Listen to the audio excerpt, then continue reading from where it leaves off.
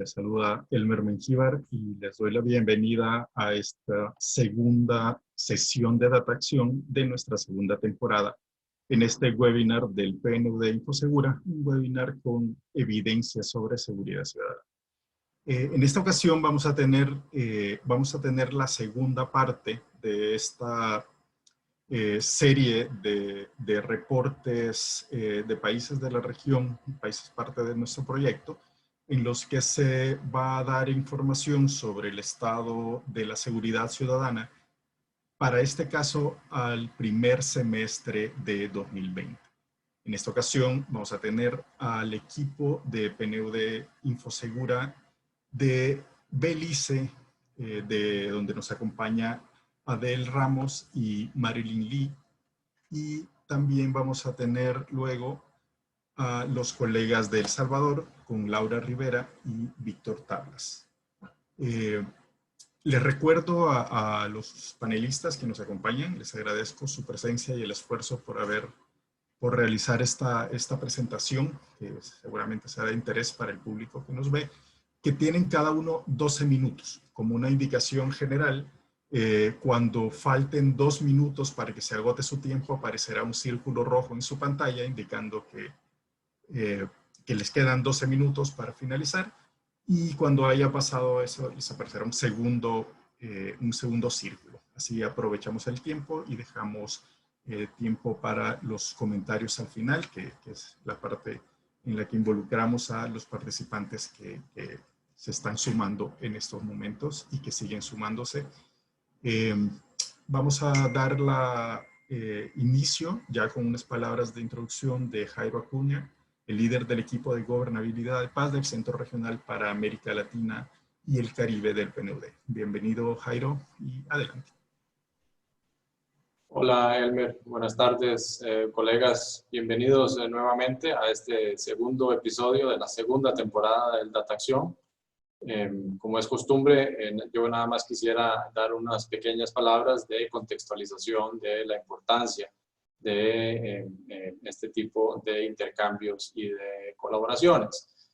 Creo que en estos 6 meses de pandemia hemos aprendido sobre la necesidad de adaptar la forma que respondemos a las diferentes demandas de nuestras contrapartes.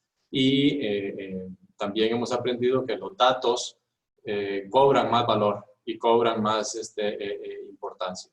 Lo hemos visto con los datos de salud, con los datos sociales y económicos, y los temas de seguridad y violencia no han sido la excepción. A partir de la primera temporada de DataAcción en el primer trimestre del año, y con lo que hemos visto en esta segunda temporada, en este semestre, hemos podido confirmar la importancia de darle seguimiento a estos temas con información y con evidencia, y hacer los análisis de los datos e indicadores de seguridad ciudadana en los diferentes contextos que tenemos en la región.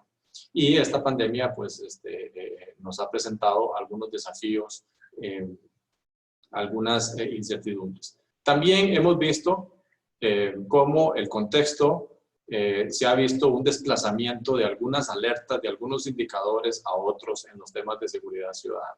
Es decir, hemos estado en cuarentena, actividad económica se ha suspendido, pero los temas de seguridad ciudadana no se han suspendido. Y lo que pareciera que estamos experimentando es un traslado de ciertos tipos de violencias hacia otros. Por ejemplo, desplazamiento de violencia homicida hacia violencia intrafamiliar contra mujeres, con los niños y con las personas mayores. Pero al mismo tiempo hemos visto cómo la violencia homicida ha bajado significativamente, en donde históricamente hemos estado entre los más altos del mundo. América Latina no es una excepción a los temas de seguridad ciudadana. El dato más significativo, la región incorpora al 9% de la población global, pero 33% de los homicidios a nivel global suceden en nuestra región, lamentablemente. El promedio de la tasa de homicidios en la región es alrededor de 20, 21 homicidios por cada 100.000 habitantes. Es casi que más del doble de la calificación de epidemia de acuerdo a la Organización Mundial de la Salud. Entonces, antes de esta pandemia del COVID-19, en América Latina lo que tendríamos era una epidemia de violencia, una epidemia de inseguridad. Y también hemos visto cómo se han mantenido a la baja en algunos de estos países, Guatemala, El Salvador y Honduras, y en otros se ha mantenido casi que estable o con algunas leves alzas en algunos países más estables. Yo creo que es importante también reconocer el esfuerzo de los gobiernos de la región por mantener la producción, el acceso a los datos sobre seguridad ciudadana en este contexto. Con tantas urgencias y con tantas prioridades, también creo que el trabajo de articulación con el proyecto Infosegura y a través de las oficinas de país para mantener esta asistencia estratégica y técnica a las contrapartes gubernamentales ha sido parte de ese éxito y de ese esfuerzo. Entonces, felicitarlos por esta adaptación, esta transformación de cómo damos estos servicios, y este conocimiento es clave para prevenir y gestionar en esta incertidumbre, ¿no? En la presente crisis como en la recuperación, para que la recuperación sea sostenible y, como lo ha venido diciendo nuestro director regional Luis Felipe, que no sea un regreso a la normalidad, sino que sea una normalidad mejorada en ese aspecto, porque el problema de la seguridad ciudadana en paralelo y en interrelación con la pandemia y todas las dimensiones se han visto afectadas y arrastran o anclan el cumplimiento de la Agenda de 2030. En fin, Elmer, gracias por la oportunidad nuevamente, colegas. Yo creo que es de gran valor mantener los datos que alimentan los indicadores de la Agenda 2030, y en el ODS 16 en particular tenemos el desafío de los temas de seguridad ciudadana para poder articular políticas públicas o para poder continuar, ¿no?, en nuestro esfuerzo de articular políticas públicas basadas en evidencia que sean útiles para esta recuperación sostenible hacia una nueva normalidad mejor en nuestros países de la región. Muchísimas gracias, Elmer, y quedo pendiente de escuchar las actualizaciones de Belice y los colegas de El Salvador. Muchísimas gracias. Muchas gracias a ti, Jairo, por tus palabras, por esta inauguración. Y vamos a pasar ahora, pero antes de pasar a Marcela, que es quien va a darnos un panorama regional introductorio antes de entrar a los casos de Belice y El Salvador, quiero recordarles que tenemos ahora el servicio de interpretación de español a inglés y de inglés a español, que lo pueden habilitar en la barra de herramientas, donde hay un icono como de un redondito, como un mundo, eso veo yo, y ahí pueden activarlo de acuerdo a su preferencia, si es de inglés a español o de español a inglés. Vamos a continuar, como decía, con Marcela Smoot, coordinadora del proyecto regional Infosegura, con un contexto regional. Adelante, Marcela. Bienvenida. Muchas gracias, Elmer. Muy buenas tardes a todas y a todos los colegas que nos acompañan en esta nueva Data Acción. Para nosotros realmente siempre es una oportunidad poder tener este espacio para poder continuar intercambiando un análisis de situación y continuar pensando y generando insumos que puedan contribuir al diseño de políticas públicas en temas de seguridad ciudadana, que son temas claves para avanzar en el desarrollo de la región. Como decía Jairo, agradecer y felicitar también los esfuerzos particularmente de las instituciones en los distintos países que están generando información y que las comparten en estos espacios. Hoy, por ejemplo, al Observatorio del Crimen de Belice, al equipo de la Policía Nacional Civil que actualiza el portal de transparencia con los datos, a partir de las cuales también se puede fortalecer los análisis de información. El equipo de Guatemala, del Ministerio de Gobernación, Policía en Costa Rica, Comesco, Viceministerio de Paz, en el caso de Honduras, el equipo de la Subsecretaría de Seguridad, República Dominicana, el Observatorio también de Seguridad Ciudadana, que son las bases para los análisis regionales y las fuentes de información que se van trabajando en conjunto con los equipos del PNUD en cada uno de los países, pero también en alianza con otras instituciones. Entonces, agradecer el espacio de participación de cada uno de ustedes. También agradecer el apoyo de USAID como socio para poder trabajar conjuntamente los temas de seguridad ciudadana. Quizá muy brevemente unos datos para contextualizar el panorama regional. Ya la semana pasada en la Data Acción anterior hacíamos énfasis en esta buena noticia que vamos teniendo en el semestre de cómo Centroamérica continúa desde el año 2015 en esta tendencia a la reducción de las muertes violentas.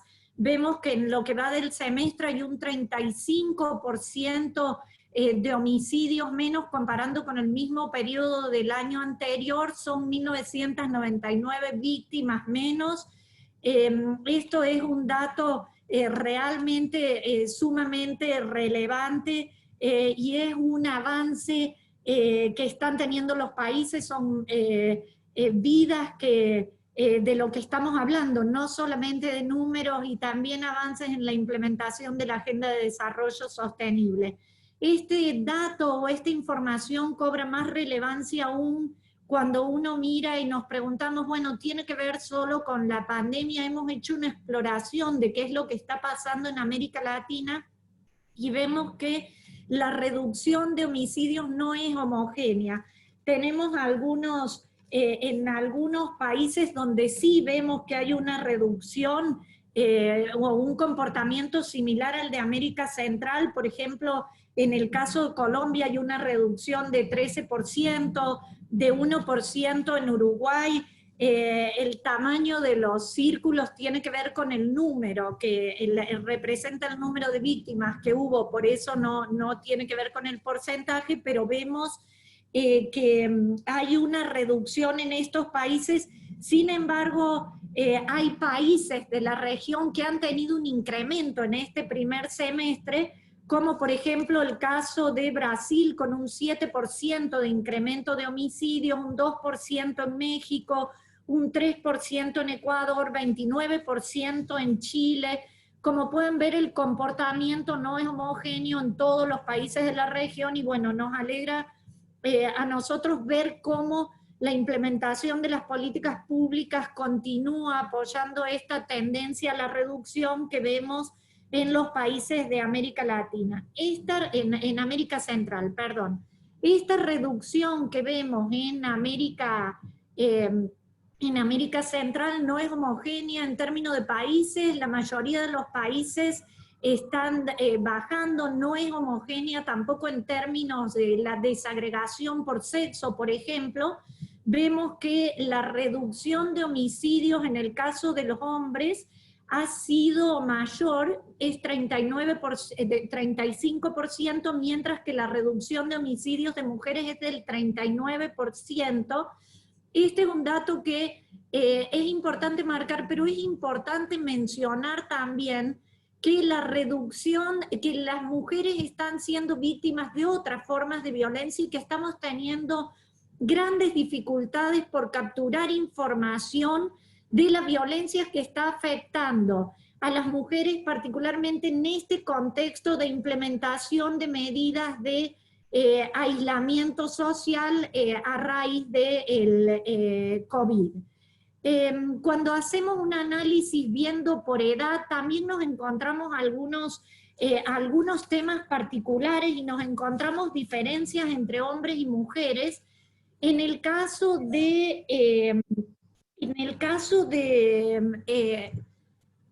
los hombres vemos que, en el caso en general, por edad, vemos que hay una fuerte reducción en América Central de homicidios en el grupo de 15 a 29 años. Esto es una reducción de 43% y de 35%, de 33% en el grupo 36% en el grupo 30-50 años. Creo que me pasaste muy rápido la diapositiva. Si volvemos a la anterior, por favor. 33% en el grupo de 30-50. Por primera vez en la última década, el grupo de 30-50 años se ubicó como con un mayor número de homicidios que el grupo 15-29 años o el 18-29, que eran los principales afectados.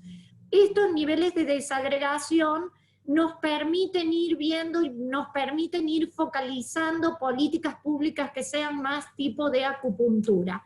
Acá sí, si nos movemos a la diapositiva siguiente, vemos que la diferencia en la reducción por grupos de edades y sexo también es diferente. Podemos ver cómo en el caso de los hombres tenemos una reducción mucho más marcada en los grupos 18-50, como era la tendencia general. En el caso de las mujeres, la reducción más grande se da en el grupo de 15 a 17 años. Entonces son elementos que nos sirven, como decía, para el caso del diseño de políticas públicas. Otro tema que es muy importante resaltar es que las armas de fuego continúan estando presentes en un alto porcentaje de homicidios.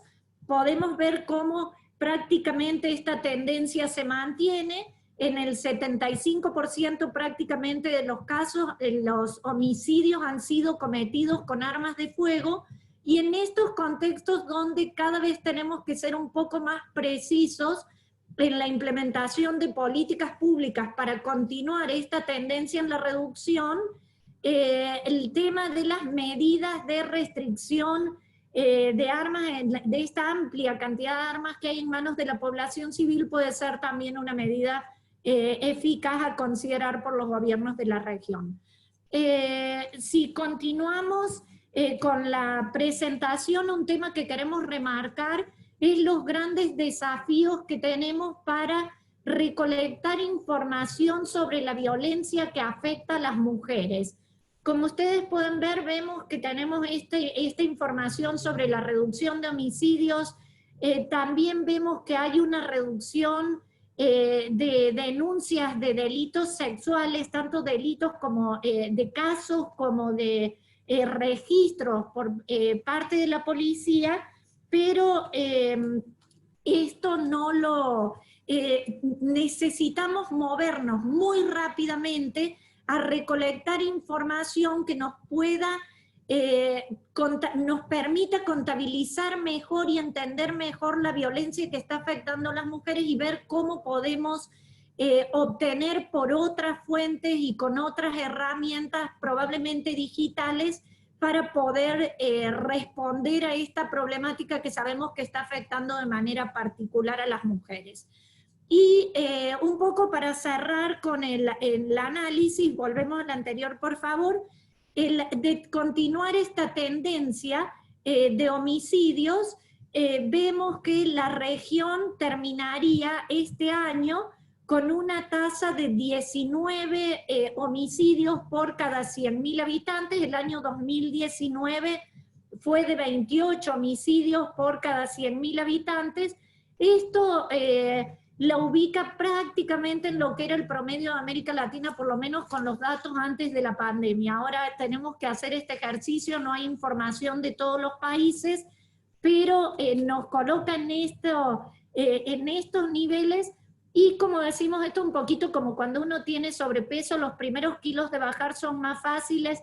Ahora mover los números hace que cada vez tengamos que diseñar estrategias más específicas, porque cada vez requiere más esfuerzo empezar a mover los números, y creo que clave poder hacerlo.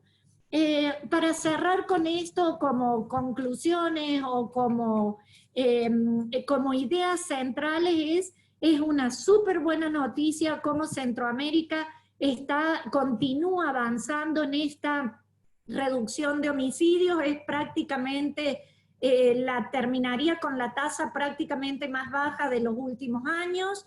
El tema de la importancia de continuar trabajando en el tema de calidad del dato. Necesitamos tener mayores niveles de desagregación de información más completa para que las políticas que se diseñan puedan ser de acupuntura y puedan ser mucho más específicas para continuar bajando los homicidios y atendiendo también otro tipo de delitos.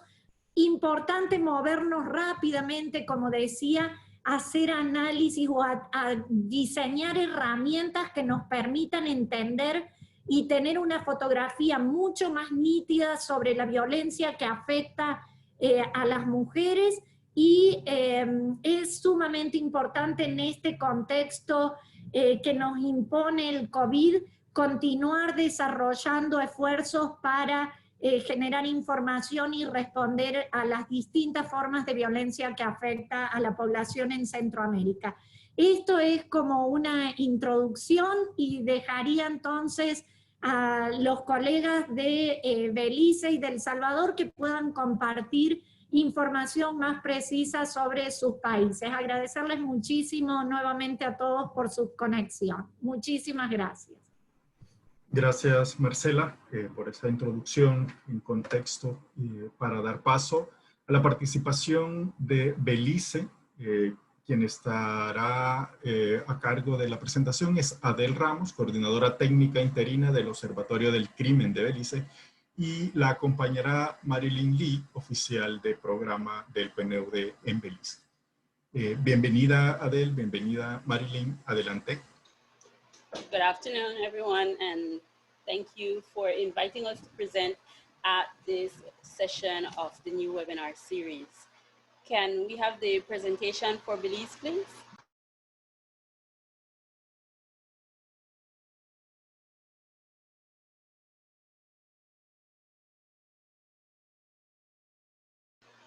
Thank you very much. So this presentation will cover the... One second, please.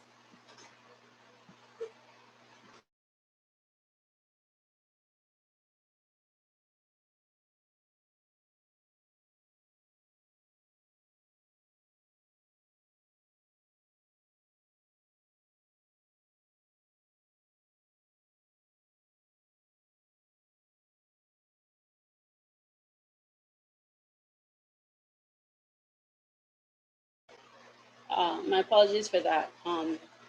So this presentation is supposed to cover the period since January 2020. Part of it is specifically for the first half of the year, but we tried to integrate some data for July, the preliminary information that we've received so far, just so you can see how the landscape continues to change in Belize.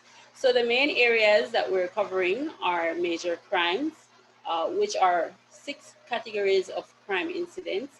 They are murder, robbery, burglary, theft, and rape and unlawful sexual intercourse. So in the context of Belize's laws, the unlawful sexual intercourse category has to do with sexual relations with persons under the age of 16 who are considered minors. So we also look at incarceration. So looking at how the incarceration of remanded and convicted inmates has changed over time, and also the domestic violence data. So just a bit of context, since we're talking about the whole impact of COVID-19 on crime and violence, and particularly for the case of Belize, we're talking about the period since April. We're just looking at things within the context also of other emergency measures that were put in place for Belize. So even before we had our first confirmed case of COVID-19 in late March, there was a gang-related state of emergency put into effect for that portion of the Belize city area, which is the most populous city in the country. And that came before the national state of emergency measures. And when the national state of emergency measures expired, then there was a second state of emergency put into effect to address the gang situation. And then after that, once that initial extended period expired, then Parliament actually extended that for a further 60 days. And so that state of emergency particularly focused on an area in Belize City, which is deemed to be the hotspot for gang violence, remains in effect even as we speak. So next slide, please. Next slide, please.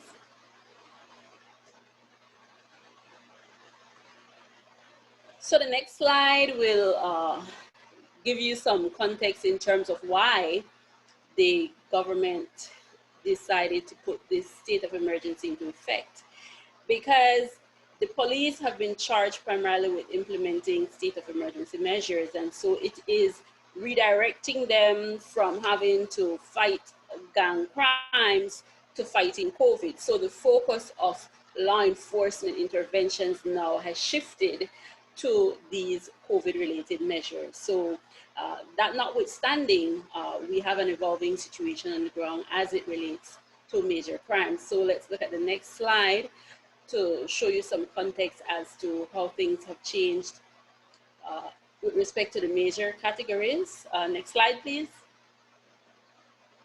So remember I told you initially that there were some specific categories that we look at. So those categories are robbery, rape, theft, unlawful sexual intercourse, and murder. So when we look at the period for January to June, we see where there's been a decline. And then particularly for June, we saw where certain categories of crime recorded an increase. So consistently, murders and burglaries were down, but the other categories of major crimes were up. And then in terms of location, for most of the districts, there was an overall decline, but for our southernmost district, there was an increase. Next slide, please. Next slide, please. Yes, so we have here the analysis that runs up to July 2020. And here we see, interestingly, where robberies declined the most. So the other two categories of crimes were excluded from this slide because there was no change. So this is where we saw a decline. There was no increase, no overall increase recorded for that period. But notice that robberies and burglaries, which tend to constitute the vast majority of major crimes, saw the greatest declines. Next slide, please.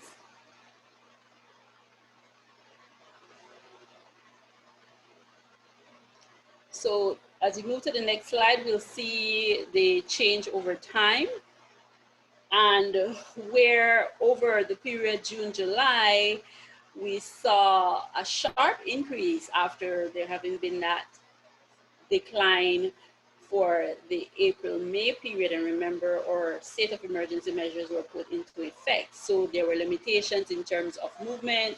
At one point, there was a total lockdown. And then preceding that, we have the gang-related state of emergency. And then following that, the gang-related state of emergency. So there you can ask questions as to, okay, how did these different sorts of states of emergencies impact on crime and violence, particularly in the context of these major crimes? So if we look at our next slide, we'll see in a little bit more detail. Next slide, please. Here, with respect to the robberies. Now, even though that was the category with the sharpest decline, look at what's happening now in June and July. So 2019, generally speaking, there were more robberies than in 2020. And it went really, really low for that period, April, May, and then it shot back up, right? So we're seeing here where property crimes and particularly robberies are now becoming an issue for us. And then looking at the spatial element as to where these incidents are happening, we're seeing where also there's a shift in dynamic as to where these crimes are happening. So we're seeing more of an increase in the western part of the country than the eastern part of the country where you would expect. And that could also be a consequence too of the gun-related state of emergencies. So if we look at the murders on the next slide, we'll see where also there's been a change of dynamic with the murders. And although there was an overall decline of 17% for the period, and we're talking about January to July now, we saw again where there was an increase after there having been a substantial decline. And so this is very fluid, right? If you notice between the period of April to July, it's like went down, it went up, it went down, it went up. So the situation, it has been very, very fluid, but that sharp increase in July, of course, a cause for concern, mirroring what happened, of course, in the early part of the year where the police decided to put into effect that gang-related state of emergency. Next slide, please.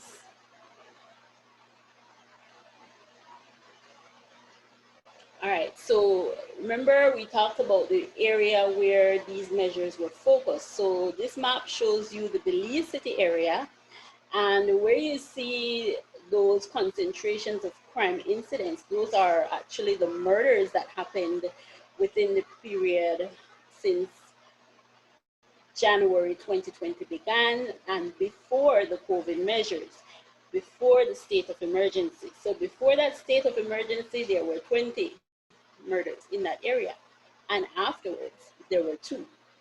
So you see the sharp contrast there in terms of those incidents being recorded in that area. So the decline in murders in the Belize City area, of course, has a lot to do with what we're seeing in terms of the national picture. Next slide, please.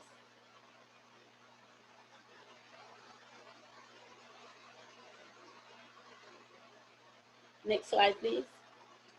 Talking about the age and sex disaggregation, we're seeing where 18% of those victims were females.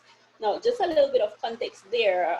3 years ago, in 2017, the percentage of female murder victims was roughly 8%. It was slightly under 8%.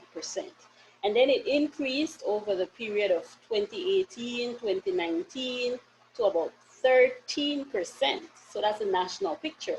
So we're seeing here in the Belize City area where it's even higher than the national figure. It is 18% for that period. So that is indeed significant.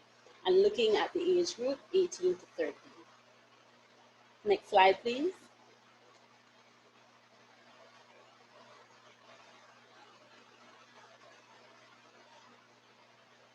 Next slide, please. Sexual violence was an area where we also saw a decline overall, but the reason for that sharp decline was primarily due to a decrease in cases of unlawful sexual intercourse. So this has to do with relations with minors under the age of 16. In terms of the incidence of rape overall, when we compare the period January to July 2019 to January to July 2020, there was no change. Next slide, please.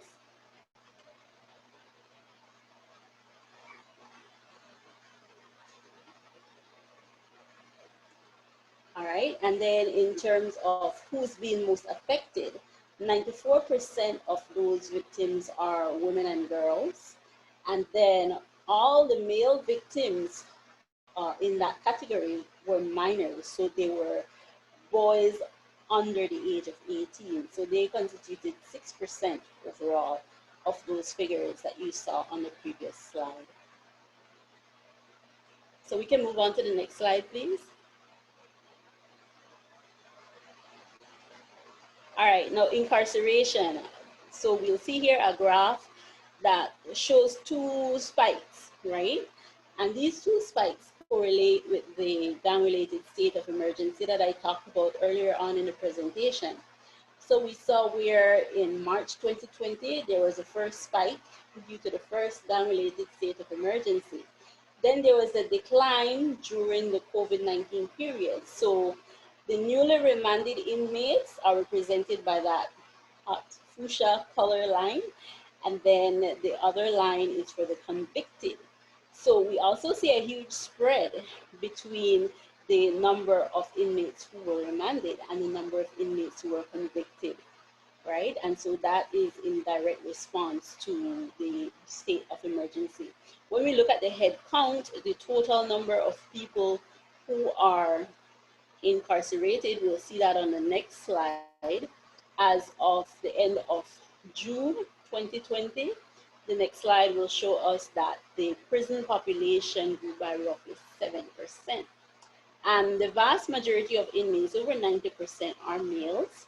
So we see here where in June 2019, that should be January to June 2019, the head count is taken periodically, not every month. We don't get those reports every month, but it shows where there was an increase, and you know, much of that increase, of course, had to do with the changing dynamics we've seen over the previous few months. Next slide, please. So domestic violence, of course, has been an area of great concern during the COVID-19 period. And so last time we received the data, we were only able to do most of this analysis up to March, but we've been able to extend now the information to June 2020 and partially to July. But what is clear here is that when we compare to the period in 2019, we saw a decline in domestic violence cases. But when we look at the period April to June, we're seeing where it's been stepping up over that period of time. And the next slide will show you more as to what's really going on there. Now, the way this data is normally reported, if you can see it on the next slide, the data is broken down by status, right? So you'll have your persons who go in to report, and some of them don't want police to press charges against the perpetrators. So those will be classified as future reference. So there will be no case files open, nobody will be arrested because the complainant would say, you know, maybe I just want you to talk to the person in question, but I don't want to press charges.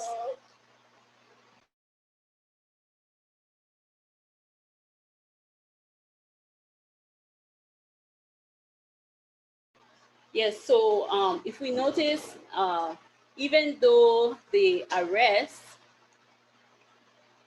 have declined, let's say for the month of June, we saw where the number of complaints increased. And actually that figure is the highest for the time series that you're seeing there. So 168 future reference reports compared to 50 arrests, and then of course you have a smaller number under investigation.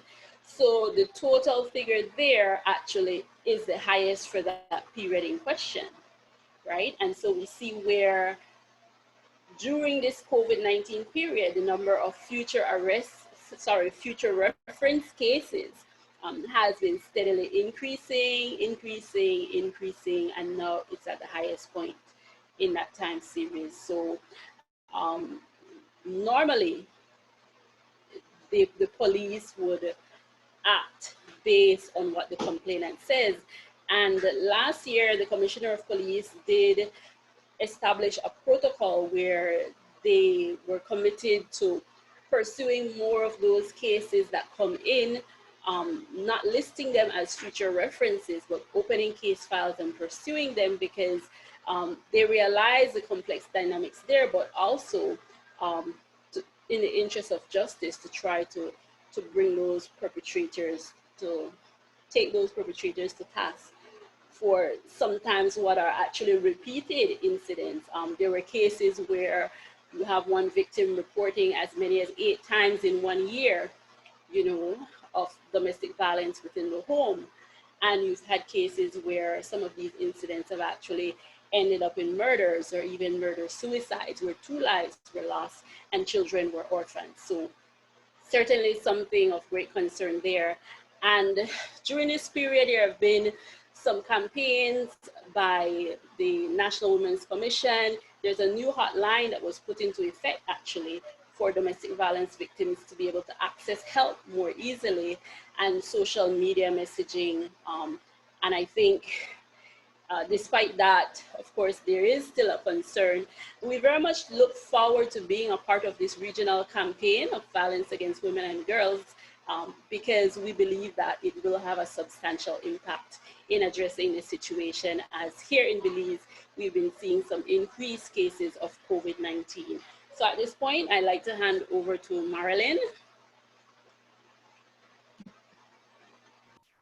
Hello, good afternoon, colleagues. Good afternoon, everybody. Thank you for the opportunity to share a bit about Belize. I must apologize, I didn't use the nice background that Kate sent to me because it required some green effect in the back. I'll work on it for the next occasion for sure, I promise. But just to basically wrap up or summarize what Adele has already presented, I think it's important that she offered the context, explaining to you the states of emergency and the fact that some of them, that we had state of emergency related to gang activity, and we had a national state of emergency related to COVID, of course. The previous state of emergency related to the gang activity was also a measure to kind of curb the effects that could have been compounded given the COVID pandemic as well. So just to offer a bit of summary, we know that some of the key findings of the data for the period January to July of 2020, we noticed that major crimes decreased, and Adele has already explained what has been considered as major crime. And we also look at the fact that although the greatest decline was recorded for robberies in the past 2 months, we note that from June to July, we have seen an increase in the number of robberies in the country. And we know that this is also related to the pandemic. The overall sexual violence declined, but we know that females comprise at least 9 in every 10 of the victims of rape and unlawful sexual violence. Next slide, please. Despite increase in the incarceration due to the gang-related states of emergency, because I believe Adele has already mentioned that the gang-related state of emergency meant that several of the suspected persons, suspected gang members were actually incarcerated for a period of time. And within that period of time, of course, they would have contributed to an increase in incarceration. However, for the first half of 2020, the total prison population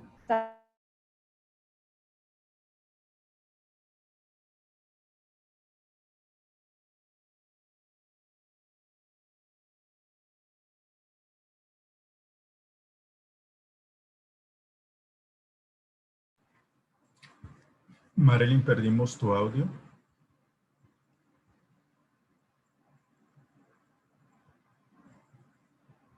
Creo que hemos perdido la conexión con Marilyn. Vamos a darle unos segundos a ver si la recuperamos, y de no poder recuperarla ahora, continuamos con la presentación y agregamos el final para la sección de comentarios de Marilyn para poder aprovechar el tiempo que nos queda. Marilyn, ¿nos escuchas? O Adele. Bueno, ya se nos fue del todo.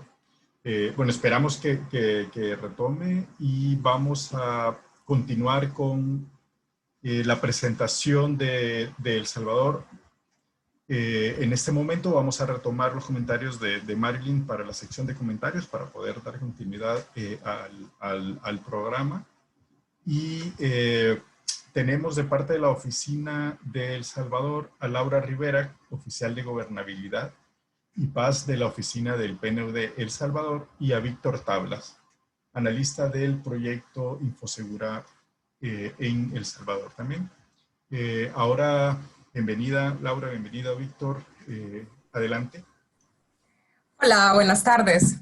Muchísimas gracias por esta invitación a la Oficina de El Salvador a la segunda temporada de los Data Acción. Esto es como en Netflix, de tan bien que salió la primera temporada, a petición tenemos una segunda, y muy honrados de estar compartiendo en esta segunda temporada del Data Acción.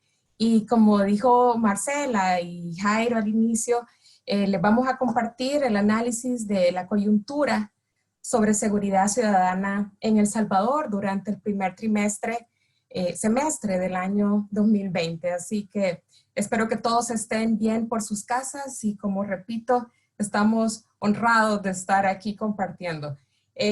Somos partícipes de las buenas noticias que mencionaba Marcela respecto de la reducción de toda la tendencia homicida, y también, por supuesto, como todos ustedes, somos partícipes de este contexto de la pandemia del COVID-19, ¿verdad? Y tenemos restricciones, por supuesto, desde mediados de marzo de este año, y aún continuamos en dichas restricciones de movilidad y también de economía. De hecho, nuestra economía todavía está en la fase 1 de apertura, ¿verdad?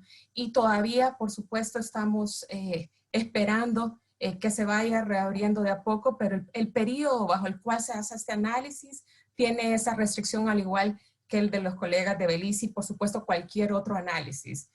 Destaco estos gráficos que estamos presentando en el contexto, como decía Marcela, el desafío de conseguir data, y si bien Infosegura ha fortalecido mucho las capacidades nacionales, también es importante ver a otras fuentes de información alternativas. Y aquí hemos también buscado información de los privados. Aquí este es un gráfico que obtenemos de Google, y que precisamente refleja las restricciones en la movilidad.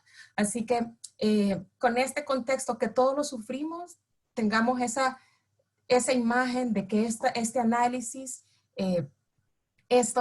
digamos, tiene restricciones. Siguiente, por favor. Dicho lo anterior, y como decía, somos partícipes de las buenas noticias también en el país. Durante el primer semestre del año 2020, hemos observado una reducción generalizada de los 11 delitos de eficacia policial, ¿verdad? Es decir, tenemos una reducción generalizada de la violencia, ¿verdad? Destaco, por supuesto, los homicidios, pero también las extorsiones, los robos y los hurtos, y por supuesto también hay una reducción, como veremos próximamente, de la reducción de las personas desaparecidas. En este semestre también esta tendencia nos lleva a observar niveles históricos en esta reducción, lo cual nos da mucha alegría, y por supuesto que estamos observando que de mantenerse así la tendencia, vamos a tener de las tasas más bajas en la última década, lo cual es muy buenas noticias porque implica que se están salvando vidas. Un cuarto principal hallazgo es que también con esta observación de datos que estamos viendo, si por un lado tenemos reducción en la mayoría del territorio del país, estamos observando también que en 41 municipios que antes estaban con una tasa, digamos, baja, hemos tenido un alza del 127%. Entonces, ¿qué es lo que está pasando? Yo creo que eso es como una de las alertas que nos dan estos datos. Y también, como se ha mencionado, y eso también lo destaco de lo que decían las colegas de Belice, el aumento de los conflictos interpersonales en los hogares, ¿verdad? Que por supuesto coincide en el periodo de pandemia. La presentación que mi colega Víctor Tablas les va a hacer redunda y amplía sobre estos elementos, pero me parece que tenemos buenas noticias, tenemos también desafíos que estamos compartiendo, y por supuesto con esta evidencia estamos seguros que estamos proporcionando a las instituciones nacionales que sabemos que están aquí y que nos encanta y que han sido partícipes en otros, para ir haciendo esas políticas de acupuntura, para ir respondiendo progresivamente a estos desafíos. Así que, Víctor, el micrófono es suyo. Muchas gracias.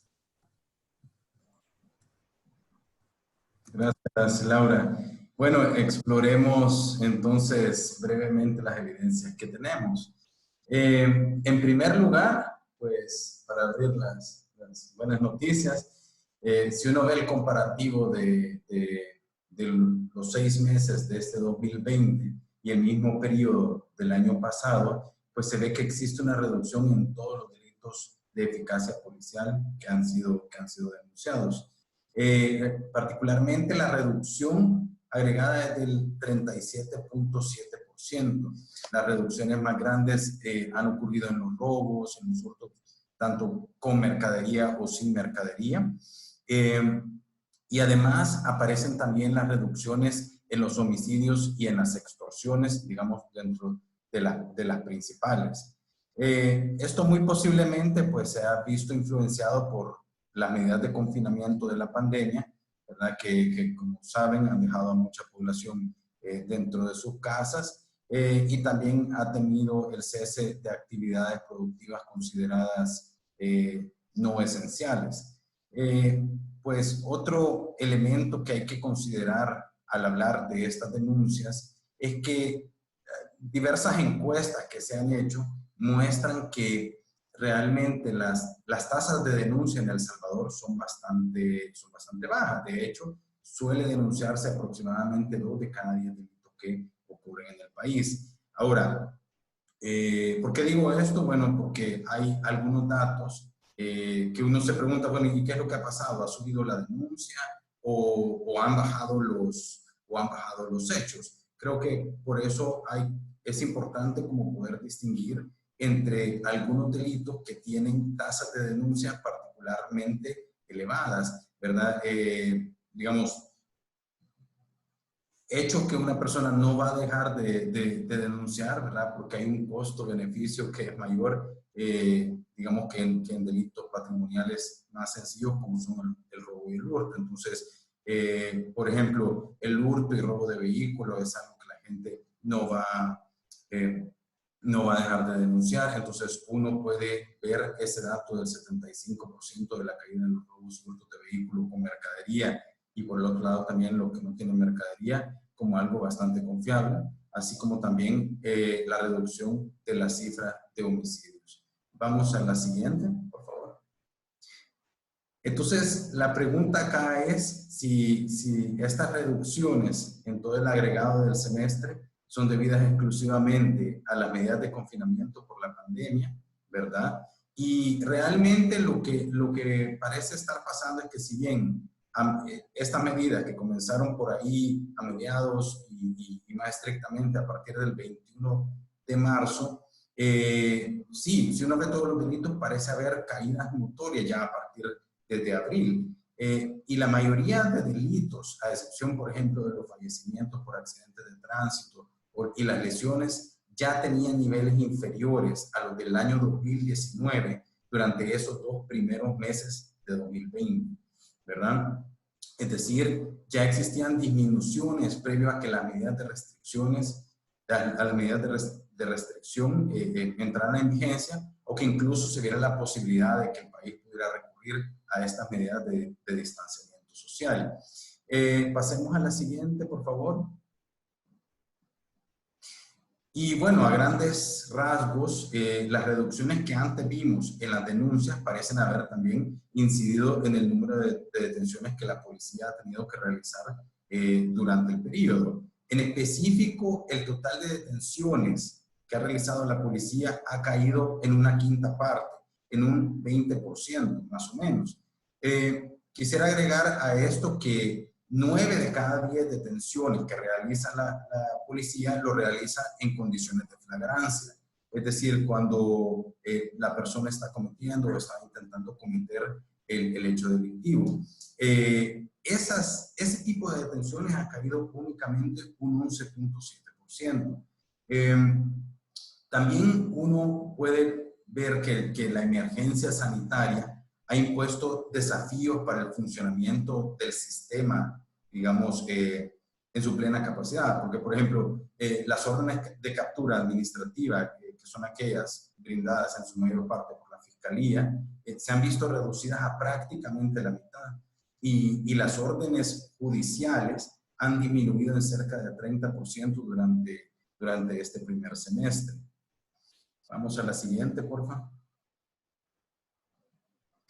Y hablando de los homicidios, esa reducción que veíamos, una reducción bastante fuerte de 62.9%, se traduce en un total de 989 víctimas menos que en el mismo periodo del año pasado. La disminución ha sido tan fuerte que de continuar la tendencia hasta final de año, estaríamos llegando a una tasa de aproximadamente 17.3 homicidios por cada 100.000 habitantes. Esto sería el nivel más bajo de la última década, digo de la década porque es la información que aparece ahí en la pantalla, pero me parece que es la tasa más baja de todo el tiempo para el cual se tienen registros administrativos confiables respecto de homicidios. Incluso dependiendo, como bien mencionaba también Marcela, dependiendo de cómo marche este tema en la región, la tasa de El Salvador podría colocarse a niveles bastante cercanos de lo que era, por lo menos hasta 2019, el promedio de América Latina y el Caribe en esa última. Vamos a la lámina siguiente, por favor. Bueno, naturalmente también la desagregación por sexo, ¿verdad?, refleja estas marcadas reducciones. De hecho, la tasa proyectada para los hombres, ¿verdad?, que el gráfico que está a la izquierda, el tono más oscuro, esa tasa para los hombres se proyecta que sería de 32.7 por cada 100.000, de continuar la tendencia como viene. Y esto representa una reducción todavía más grande, ¿verdad? Porque estamos hablando de 84% si se compara contra el 2015, que venía de tener tasas bien cercanas a los 200 por cada 100.000. Las tasas de homicidio de mujeres también podrían ir cerrando el año en aproximadamente 3, ¿verdad? 3 por cada 100.000 mujeres, que significaría reducciones de 82% en comparación con el año 2015, que estaba en niveles, digamos, de pandemia, estaba en niveles por encima de los 10 por cada 100.000. Si vemos las tasas de feminicidio, estas podrían cerrar en 1.4 por cada 100.000, ¿verdad? Sería también la más baja desde el 2013, cuando se empezó a tipificar este delito. Vamos a la siguiente, por favor. Y bueno, si estas reducciones se ven por municipio, básicamente estos cambios o estas disminuciones han ocurrido en 62% del territorio del país. Es decir, esta reducción ha impactado en 162 de los 262 municipios que tiene el país. Sin embargo, llama la atención un posible cambio de dinámica, ¿verdad? Si se fijan, aparte de los 162 municipios que han bajado sus niveles de homicidio, hay otros 59 que los han mantenido exactamente al mismo nivel que el año pasado. Pero más importante que eso es que hay otros 41 municipios que mostraron un incremento irregular en sus números de homicidios. O sea, es un incremento notorio que alcanza el orden de los 127%. Estos cambios así tan drásticos generan una alerta, porque si en el año 2019, en ese semestre, esos 41 municipios aportaban solamente el 3% de los homicidios que ocurrían en el país, actualmente están representando el 20%, ¿verdad? Es decir, 1 de cada 5 homicidios que se ha cometido en este periodo ha tenido lugar en esos 41 municipios. Vamos a la siguiente, por favor.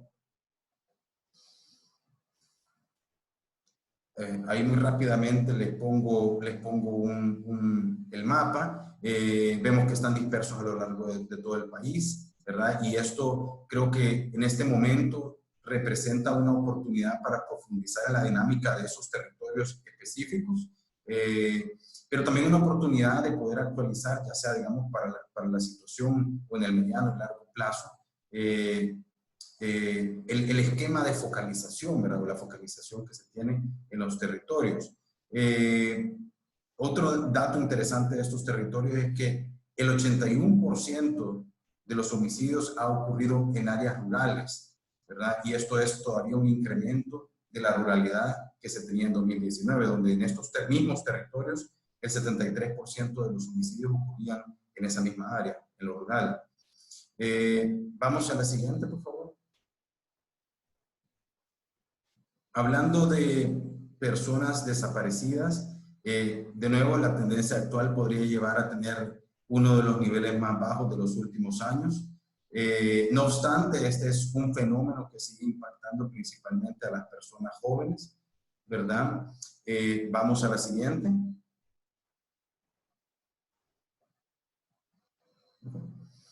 En mayo, desde el proyecto, desde PNUD Infosegura, se tuvo la oportunidad de incluir algunas preguntas en la encuesta Omnibus de Sid Gallup, ¿verdad? Que se realizó por vía telefónica a un poco más de 400 personas. Los resultados señalan que durante la cuarentena el 22% de las personas entrevistadas dijo haber escuchado discusiones o pleitos entre pareja. 8% dijo haber escuchado o presenciado discusiones entre vecinos y 3% dijo haberse enterado de golpes a niñas y niños en el hogar. Entonces, a la derecha lo que tenemos es un comparativo de si lo escuchaba más o menos que en el pasado, es decir, más o menos que antes de la cuarentena. Entonces, vemos un incremento de 7% en las discusiones de pareja, vemos un incremento de 3% en las riñas entre vecinos y un 1% más de golpes a menores de edad. Entonces, esto sugiere que ha habido una subida efectivamente de la conflictividad en los hogares y sus entornos inmediatos. Vamos a la siguiente. Si vemos las llamadas al 911, que es lo que está a la izquierda, pues se ve también un alza en los avisos por problemas familiares y casos de violencia intrafamiliar tanto en adultos como en niños. Por otro lado, si vemos a la derecha, el número de detenciones que ha realizado la policía contrasta con aquel número de detenciones que veíamos al comienzo. En el caso de detenciones específicas por agresiones, violencia intrafamiliar y lesiones, estas sí se han incrementado. ¿Verdad? ¿Cuánto han subido? Han subido aproximadamente un 5.9%. Vamos a la siguiente, por favor. Explorando algunas fuentes alternativas que nos puedan acercar también a tener datos más en tiempo real, hicimos algunas búsquedas en Google Trends. Y bueno, si se fijan en el primer gráfico, que es el que está en anaranjado, que se refiere a la búsqueda de la palabra amenaza en Google, muestra un pico justamente en la semana inicial de la cuarentena mandatoria, que fue, les recuerdo, a partir de ese 21 de marzo. En azul y a la derecha aparece una reacción un poco más lenta cuando uno ve la palabra golpe, ¿verdad? Si la gente anda buscando la palabra golpe. Que va mostrando como fluctuaciones con tendencia al alza durante varias semanas, y en verde aparece también la búsqueda por la palabra denunciar, ¿verdad? Que también muestra ese pico al inicio de la cuarentena y que ha ido bajando paulatinamente. No obstante decir que este tipo de búsquedas podría incluir un montón de cosas, habría que desmenuzarlo bastante, ¿verdad? Entonces yo creo que por el momento esto debe mirarse como algo que pueda orientar y todavía no que pueda confirmar. Vamos a la siguiente, por favor. En esta encuesta que les comentaba, se incluyó una pregunta, ¿verdad? Y básicamente esa pregunta arrojó que el 76% de las personas entrevistadas tuvo que salir en algún momento de su casa, ¿verdad? Durante la cuarentena, ya sea por motivos de trabajo u otros de fuerza mayor. Entonces, en esa línea se le preguntó también a la gente si había tenido contacto con policías o militares y se le preguntó si habían sido agredidos física o verbalmente. El resultado nos sugiere que 6% sufrió una agresión física por parte de un agente de la policía y 8% una agresión física por parte de militares. Las agresiones verbales permanecen, digamos, de forma invariante en los encuentros con personal militar, pero sí se ven incrementadas en 2 puntos porcentuales para los agentes de la PNC. No obstante, si esto uno lo compara, por ejemplo, con la encuesta de cultura de paz que tiene la Digestic, las agresiones han caído prácticamente a la mitad. Posiblemente, digamos, porque los contactos con policías o con militares se han concentrado más en controles vehiculares, a diferencia del pasado, que ocurrían también durante labores de patrullaje, entre otros. Vamos a la siguiente. Ya rápidamente, y para ir cerrando, pues decir que estas agresiones, sin embargo, se concentran en poblaciones que son más jóvenes. En particular, las respuestas de la gente que se entrevistó sugieren que las agresiones para este grupo de personas jóvenes son entre 2 y 5 veces más elevadas que para sus pares de 35 años en adelante. Entonces, bueno, esa es un resumen de la información que tenemos. Por lo pronto cerraría con esto. Les agradezco mucho por el espacio y por el tiempo.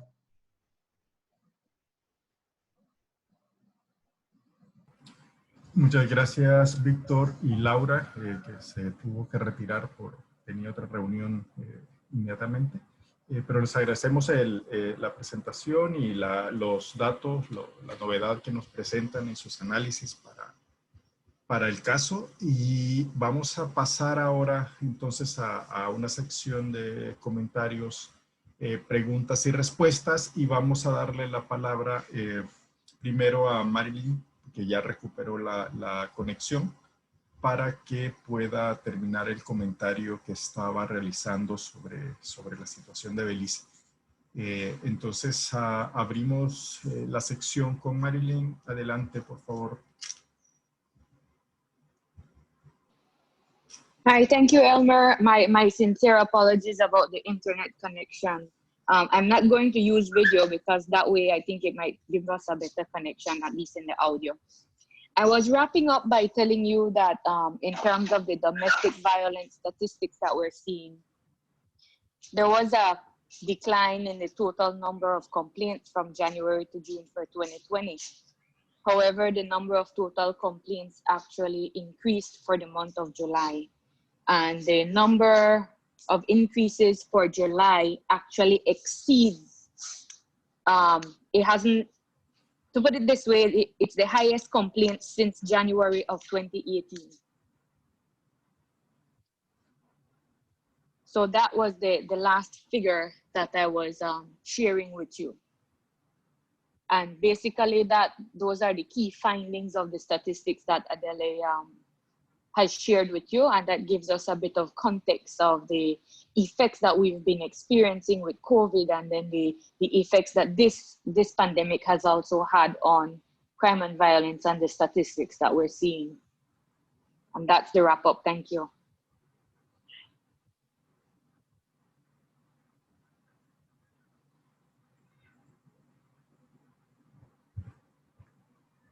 Muchas gracias, Marilyn, por haber terminado la presentación en este espacio, y comprendemos las dificultades que pueden surgir en estas modalidades que ahora son las normales, ¿no?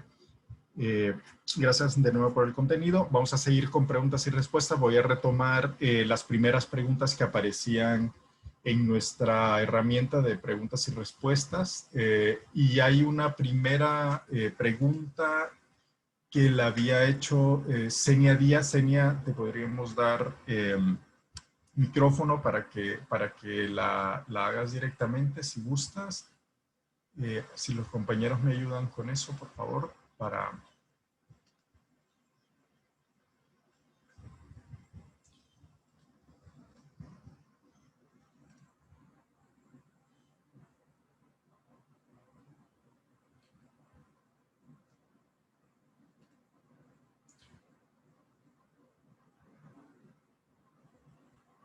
No sé si Senia sigue con nosotros. Bueno, la pregunta que había dejado Senia era si era para Belice precisamente, creo, para la presentación de Adele, y la pregunta era si se tenía un registro de las ofensas sexuales, que cómo está trabajándose, cómo lo hacen, y cómo ha trabajado esa recolección de información en medio de esta emergencia.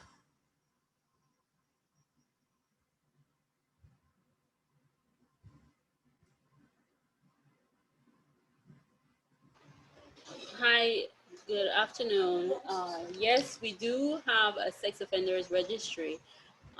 It's an initiative.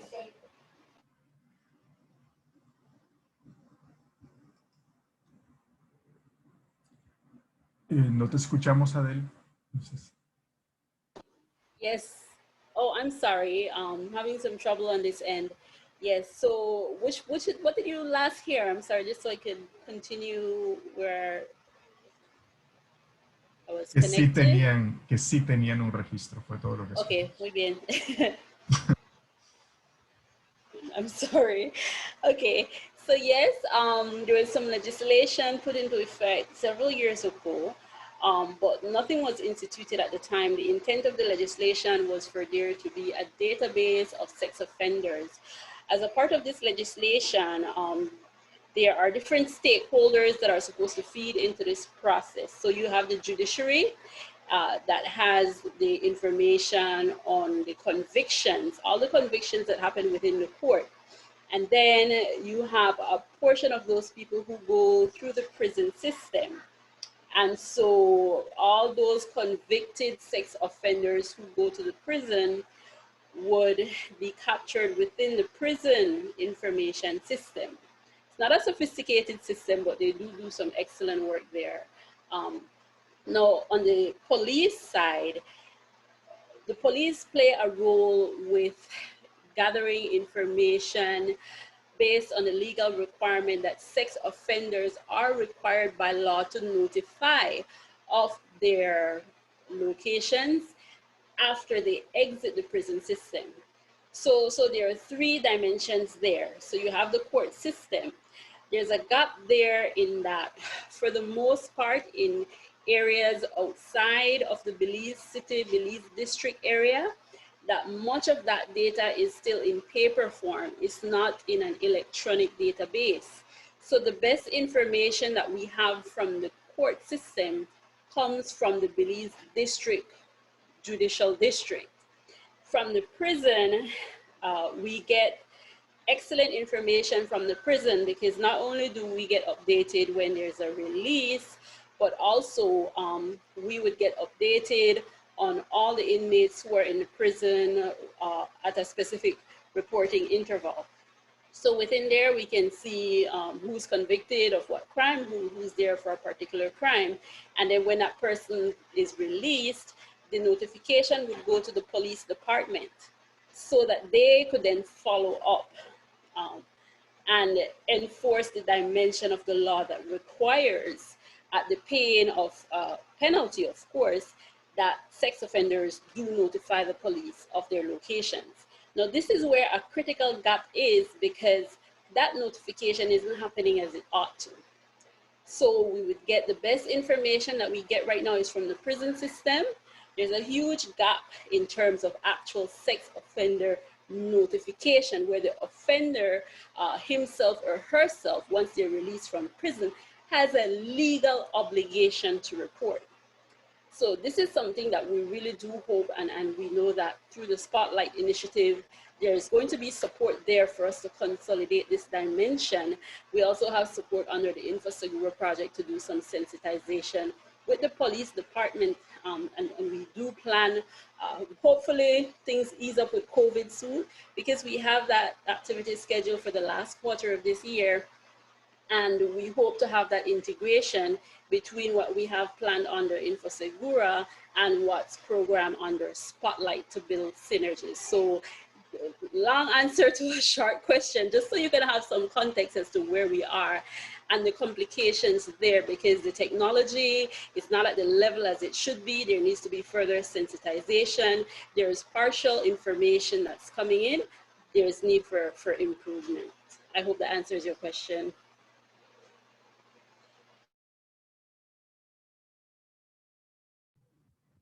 Muchas gracias, Adel, por la pregunta, por la respuesta. Bueno, tanto la pregunta como la respuesta se agradecen, que es una de las partes más enriquecedoras de estas sesiones. Tenemos dos participaciones más que tienen habilitado el micrófono, Pablo Yu y Julio Barahona. Si pueden hacer sus preguntas una después de la otra, y le pido, porque ambas son para El Salvador, y le pido a El Salvador el esfuerzo de responder en lo más corto para poder aprovechar, porque ya tenemos las 3:20 y quisiéramos agotar las respuestas, las preguntas que están haciendo nuestros asistentes. Adelante, Pablo. Hola, buenas tardes. Felicidades a los panelistas. Y la pregunta para El Salvador es, ¿cuál es la tendencia de los homicidios para finales de este año? Y si después de las restricciones de movilidad por la pandemia, ¿habrá algún incremento o repunte en la tasa de homicidios? Gracias. Julio Barahona, ¿puedes agregar tu pregunta para El Salvador, por favor? Sí, buenas tardes. Solo quisiera saber si entre los registros que realizaron y que han presentado en pantalla, además de eso, se tienen registros de hechos en contra de la población LGTBI. Víctor, adelante con la respuesta.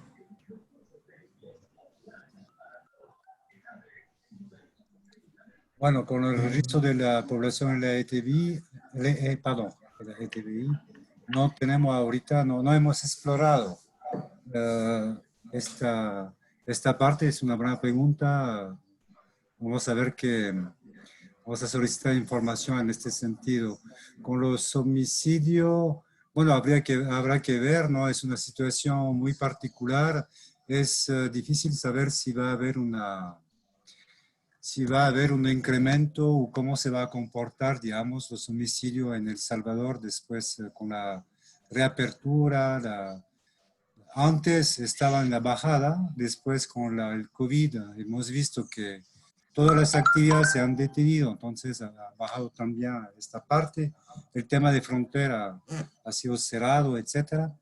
Yo creo que hay que ser vigilante, igual que mostramos con los 41 municipios, donde tenemos un incremento de estos homicidios, entonces vamos a mantener, digamos, un análisis para ver cómo va la tendencia. Gracias, Daniel. Quien respondió fue Daniel Carzana, de la oficina de PNUD de El Salvador. Creo que tenemos, a ver, ya no tenemos preguntas en la sección en la herramienta de preguntas y respuestas, pero si hay preguntas del público, hay otra pregunta dice un espectador anónimo, que qué tan realistas son las proyecciones que se presentan sobre el COVID-19, sobre la dinámica del COVID-19. Esta pregunta es para Adel.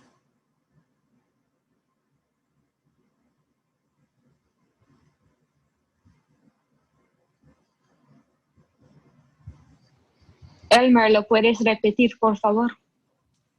¿Qué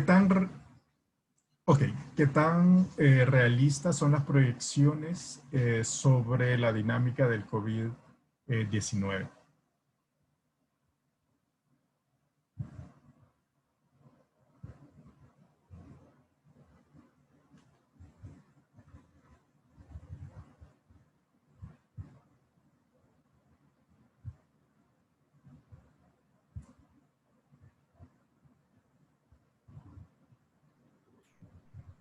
Creo que hay problemas con el internet, probablemente. Sí. ¿Nos escuchas, Adel?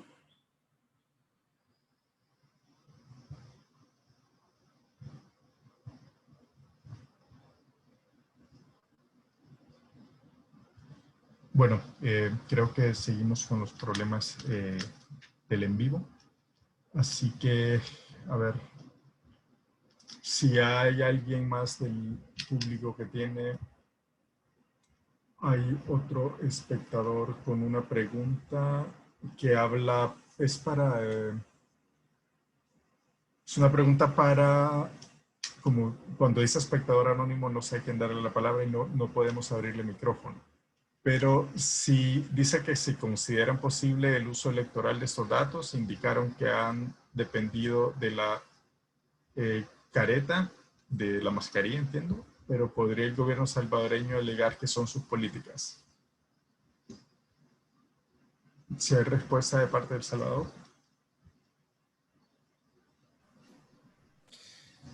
Bueno, vemos que la influencia, digamos que el tema de homicidio no ha bajado solo con el COVID. Hemos visto desde antes, desde 2015, hay una reducción sostenida de los ¿cómo se llama?, de estos delitos.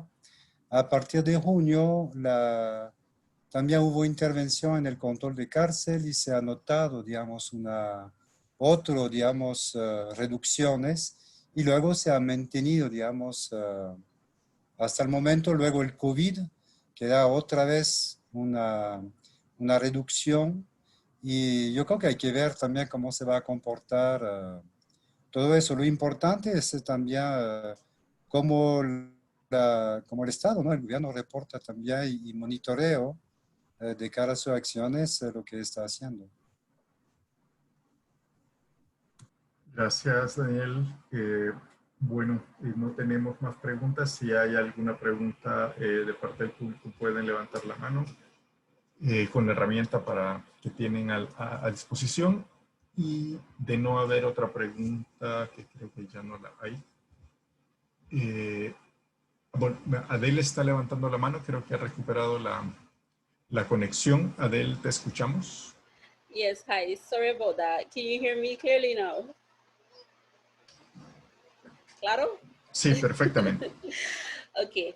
I am the one who asked the question regarding the projections, because it's based on what we've been seeing in Belize, in that there are so many changing dynamics on the ground right now, and it's kind of unpredictable. The whole COVID-19 situation is unpredictable. So I was asking how realistic it is to make these sorts of projections. Are these projections made integrating COVID-19 dimensions? Do they consider COVID-19 dimensions? And at what point would these projections be updated and revisited as we draw nearer towards the end of 2020? That's just my question.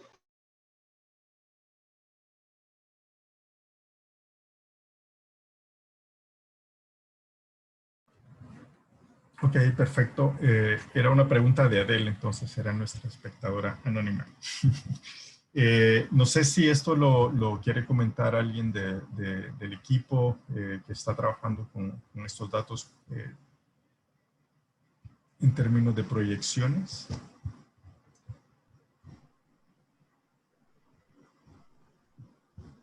¿Puedo Sí, adelante, Marcela. Sí, efectivamente, creo que es sumamente importante seguir observando. Las proyecciones se hacen obviamente a partir de las tendencias y a partir de los números que se van obteniendo.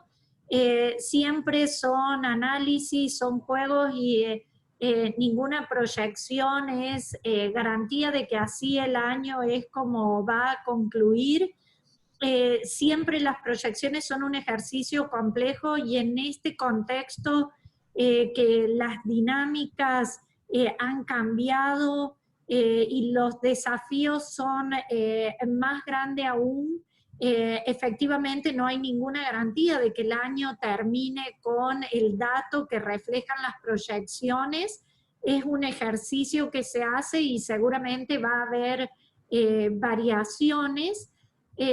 Creo que el tema de la gestión de información, el análisis de información, es un desafío en todo momento, es una necesidad en todo momento de cara al diseño de políticas públicas, y hoy que hay tantos elementos nuevos y que la incertidumbre es más grande que en otros momentos, los desafíos que tienen las áreas de gestión de información en los distintos países son probablemente más grandes que nunca.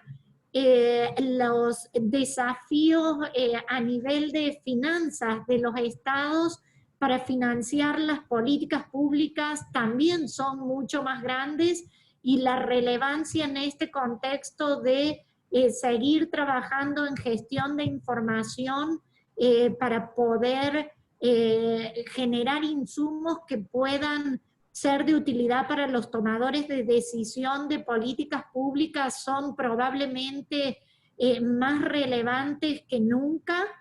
Y efectivamente las proyecciones son ejercicios analíticos que no nos garantizan que el año termine así, es probablemente un indicio, sin embargo, como decía Daniel, también son tendencias que vienen desde antes, pero hay muchos elementos nuevos, entonces es importante que sigamos monitoreando, que sigamos ejercicios como este, que particularmente el Observatorio del Crimen de Belice lo viene haciendo también y continúen.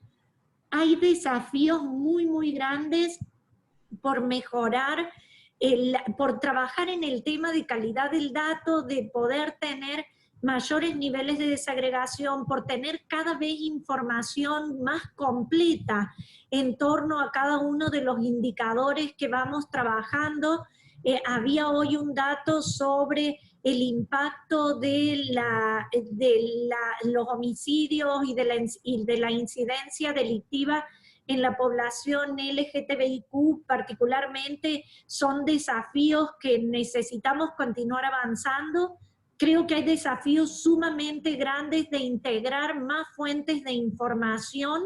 El tema de la violencia que afecta particularmente a las mujeres me parece que nos está retando muchísimo a buscar información de diferentes fuentes, ministerios de salud, de otras instituciones que están generando, así como también de ver cómo podemos movernos al uso de herramientas virtuales. Estamos analizando desde el proyecto Infosegura en este momento también temas como esos, cómo nos movemos al uso, adaptación de estas herramientas para poder capturar información que es tan compleja, que es tan sensible, que necesitamos tener un análisis. Yo hablo de fotografía con mayor resolución respecto a la problemática, por ejemplo, de la violencia que afecta a las mujeres, utilizando herramientas ágiles y sin poner en una situación de riesgo, por ejemplo, las mujeres. Estamos analizando todos estos temas para ver cómo